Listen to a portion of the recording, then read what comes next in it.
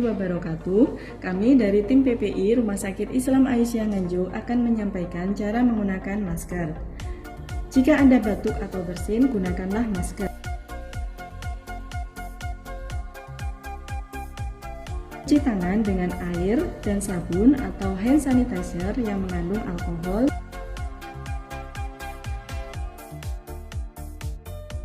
sebelum menggunakan masker. Kapan dan siapa yang harus menggunakan masker?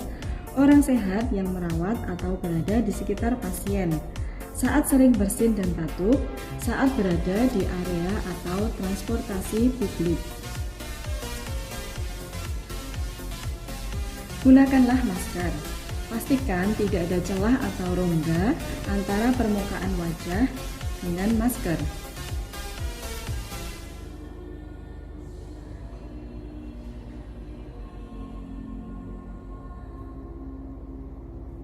Jangan sentuh bagian depan masker saat menggunakannya. Jika tak sengaja menyentuh, kembali dengan mencucinya. Cara melepaskan masker.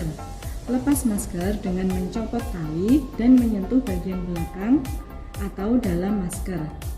Minimalkan menyentuh bagian depan masker. Buang masker ke tempat sampah.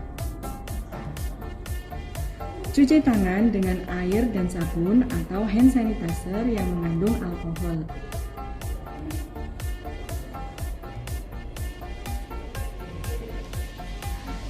Cuci tangan menggunakan air dan sabun dengan waktu 40-60 detik.